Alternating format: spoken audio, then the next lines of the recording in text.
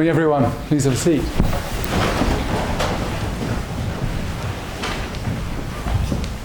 So we're going to start today with a welcome to our community. It's probably already happened in FA, but I thought I'd do it nonetheless.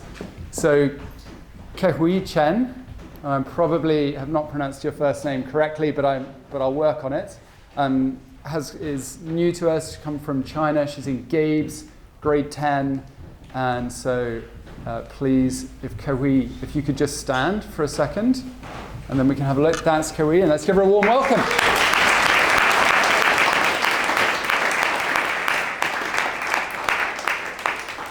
Thank you. Please have a seat. So when we got back from the new year, there was a little bit of a focus on habits and what those are and the habit loop and how we can try and influence our own habits and feel empowered to take a bit more control of them.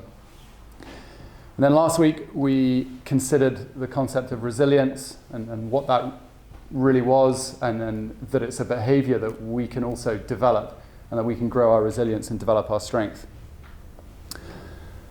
This week we're going to have a look at one of the school's values in action, and I think it's probably the hardest one to be, essentially. So there, we just might do a little pop quiz. Who thinks they know what one of the school's values in action is? One of them. You might need one just to get going. Mr. Oliver. Service. I would say that is a core value of the school, but it's actually not sort of listed as one of our values in action, but it's the spirit of service is absolutely one that we are after. Yeah, curiosity, so be curious. Courage, exactly, yeah. Be brave. Kindness. Ali, kindness. Okay, be kind, and then be you. So I'm going to try attempt to scratch the surface of this one today, and also present why I think it's the hardest one to be. And I'm going to start with a poem. I know that you've been deep into poetry and you've been performing, you've been learning poems and reciting them. This poem's by Robert Frost, and perhaps one of you chose it.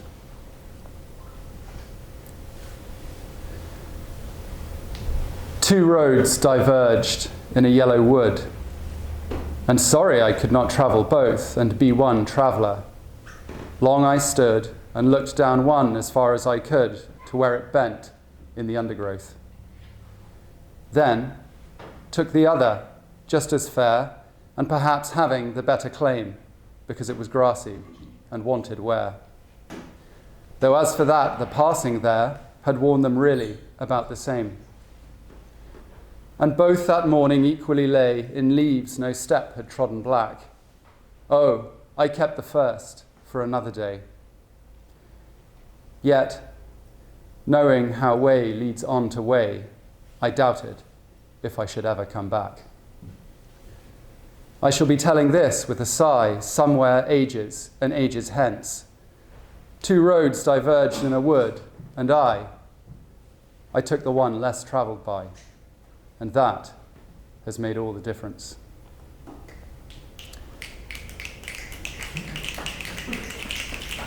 So in the school's purpose, we're trying to, as a school and collectively, we're trying to prepare you to be this idea, this notion of a trailblazer.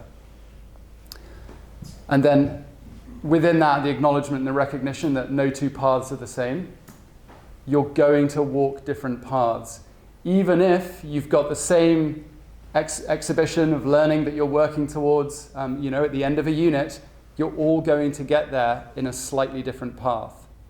When I walk around those exhibitions, even when there is the same exhibition, not the same exhibition, the same topic that's presented, and I'm trying to think who the singer was now, but I can't. So.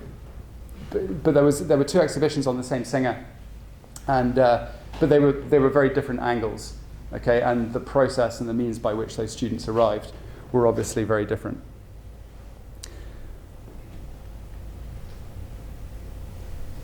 I'm going to give you something to consider while we sing this next song. But I think belonging is a strong sense that we have in our worlds, and we want to try and belong to something, and sometimes we feel like we belong to a team, or we belong to a family, we belong to maybe a house in a school. There's all sorts of different ways that we can belong. And I'd like you to consider that your own spirit and your own soul is something that you belong to, and that should almost be a sort of home within yourself, and that it's unique. So our first song is Take Me Home, Country Roads by John Denver. Please stand. Country roads, take me home to the place I belong, West Virginia, Mountain Mama, take me home, country roads.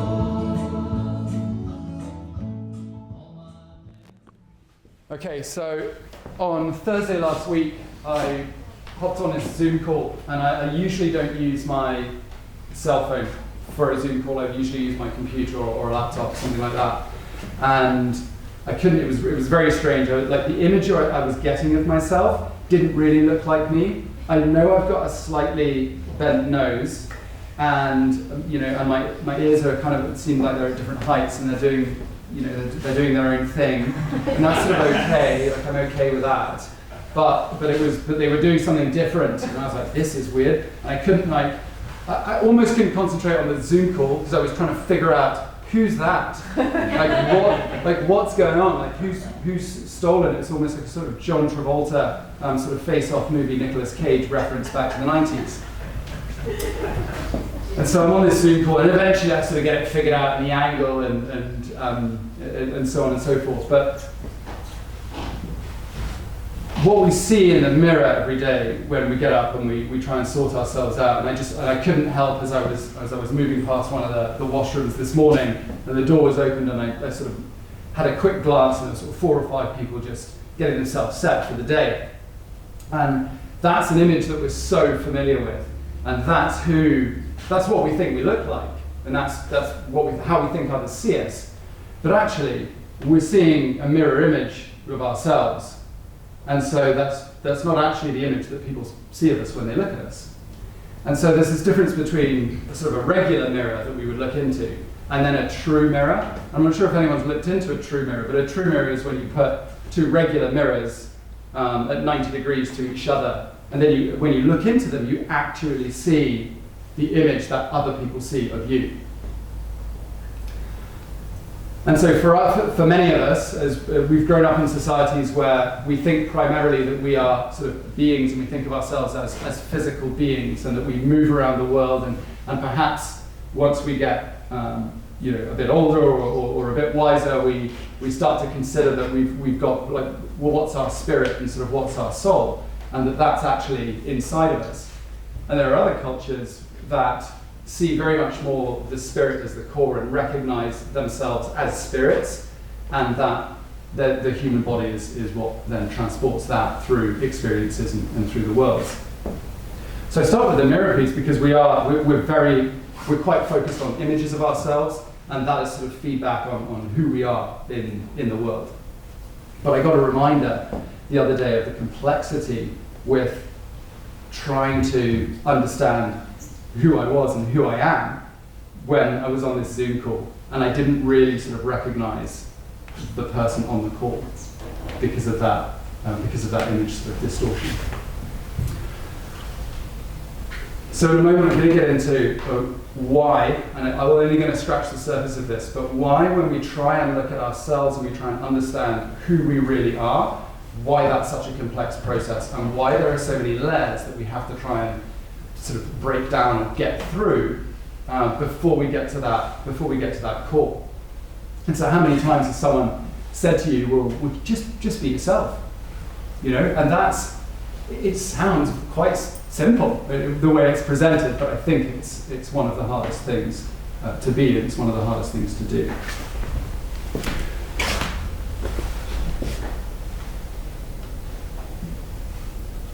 as I mentioned with the project,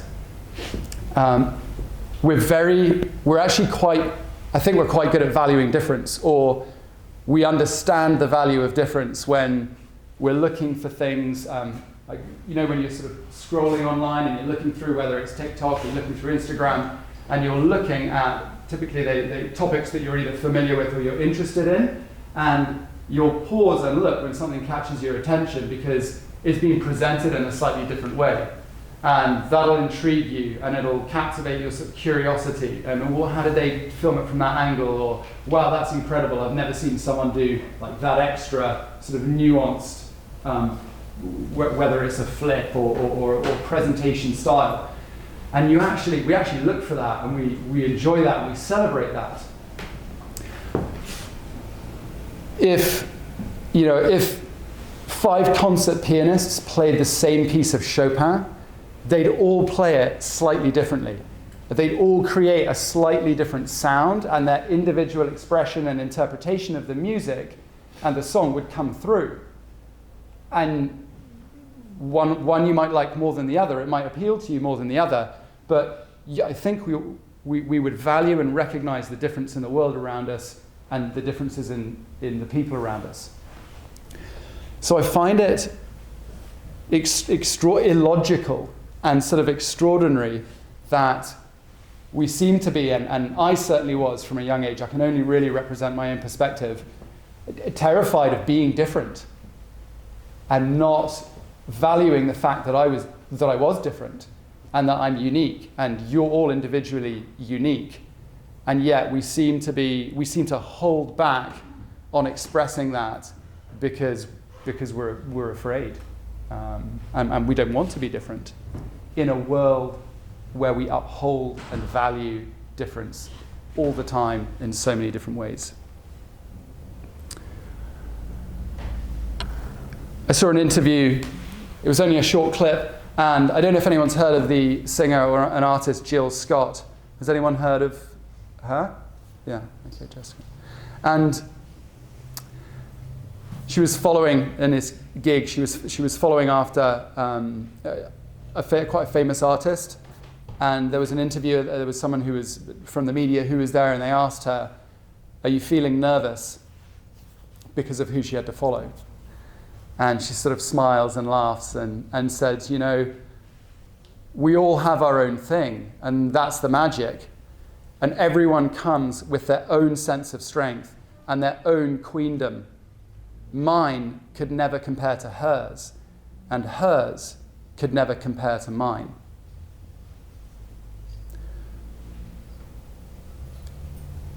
I know we're familiar with, and you've probably heard a number of people speak about the challenges of society of not conforming, you know, or the challenges of it being desirable to conform, and you know, everyone wants to be accepted and everyone wants friends, but we as a community and groups of people can have their own interpretation and their own mindset of what acceptance is going to look like, what you will accept and what you won't accept. So we can set some of those boundaries in our own community, and we can choose whether or not we celebrate and value difference in people, or we can choose whether we're going to point it out in the wrong kind of way and either mock it or try and pull it down to sort of lift ourselves up. All right, so think about that. How are we as a community valuing difference in each other just as much as we do in all these clips that we see online, or in work that you hear, or performances that you experience?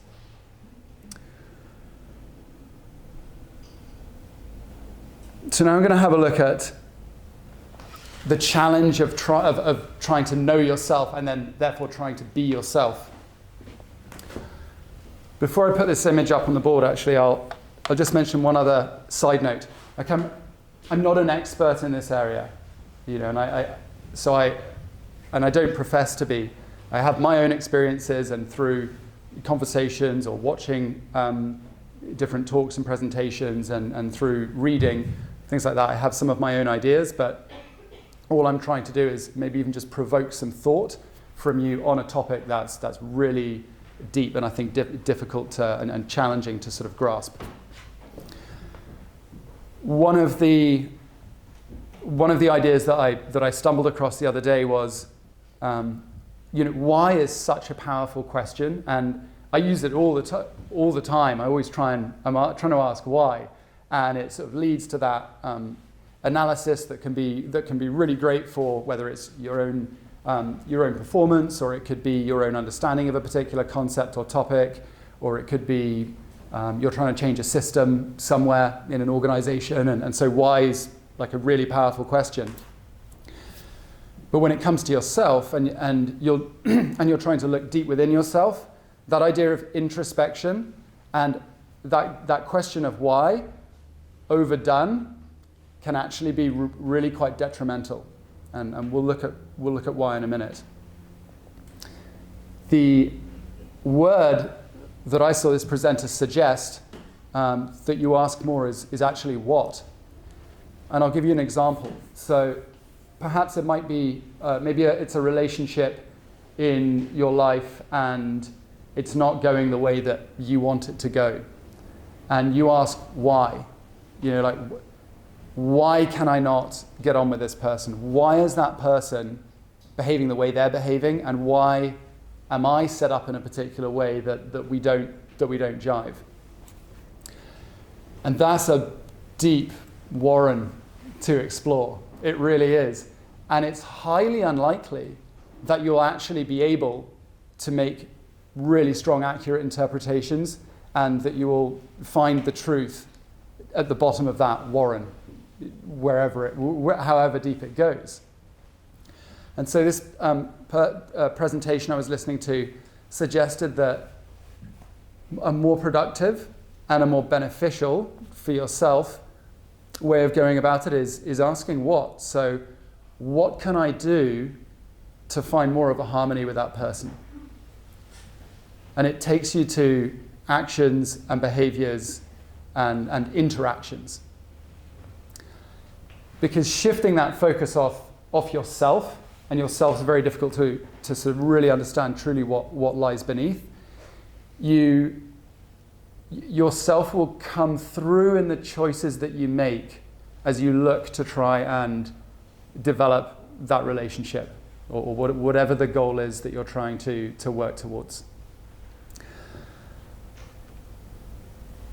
I was quite confused by that when I first sort of heard that concept, and you may well end up fairly confused in the next 5 minutes. But think about that. So drilling too deep and actually trying to work out why is this all happening is very difficult to find truth and answers. So what can I do, and what can I say? Your real self will probably come through in what your gut's telling you to do. Okay, we're going to have a quick look at an image. I'm sensitive of the time. Okay, I'm going to go a little quicker through this piece. But this is why it's so tough. And for those of you that didn't bring binoculars, I'll read the text in the circles. So at the center is self. Okay, and it says just you in the center. This outer circle it calls itself perception. So what everyone else thinks of you. It's a circle that we spend probably a lot of time in, way too much time in, because people really aren't thinking about you all that much, but we think about what people are thinking of us. And so we can spend a lot of time in this circle here. The next one in is persona, what you'd like them to think of you, what you'd like people to think of you. Okay, so you can consider how that might influence your behaviors and your words. The next circle in here is ego. That's what you think of you.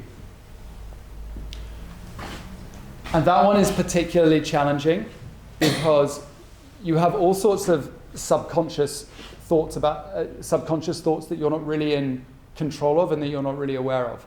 And so when you try to go into this conscious place, you have this deep-rooted bias even of yourself. And it's very difficult which is why it's tricky to do the self-analysis. And then at the center, you have self, or just you.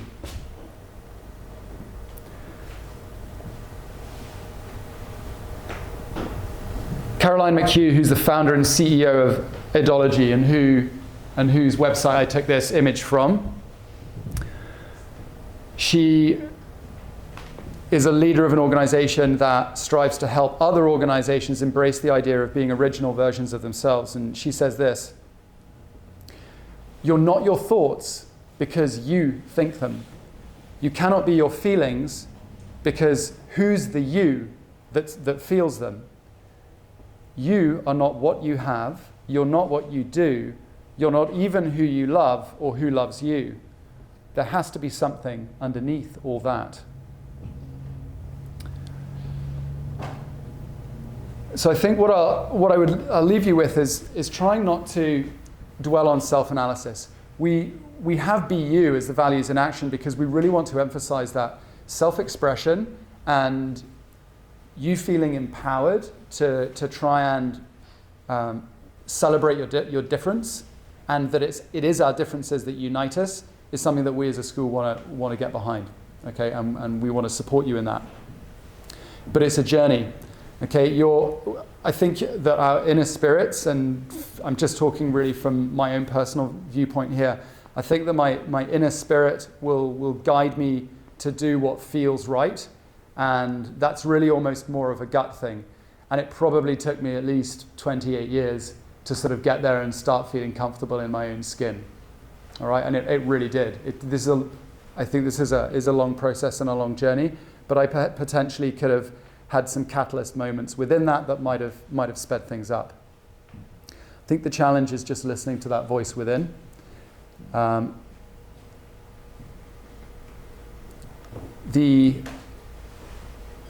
It's the January the 23rd today, and you're in grade 9, and there's some grade 10s here as well.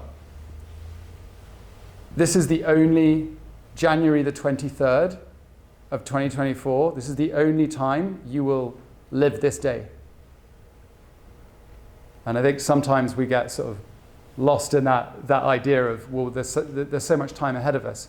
This is the only time, this is the only January the 23rd of 2024 that you will live and you will experience. And when you put them all together, you'll have your life. And at the top of the doorway of the entrance to the Gandhi Museum in Delhi, there's this inscription. And it just says, "My life is my message." So there's quite a lot in that today, and I hope it's provoked some thought and something that you can question. And I'm not asking you to agree with everything I've said. I'm merely trying to present a perspective and my understanding of how complex and difficult this topic is. But hopefully you can really start feeling comfortable in your own skin at a time when it's really challenging with a lot of the social pressures around you. But help each other out with that, okay, in your attitudes to each other, how you respond, how you treat each other, and try and really value each other's difference, all right? That's what makes you so amazing, and that's what makes our community so great. Apologies to the teachers. I know I've run over a little bit here, and it's 9 o'clock. But also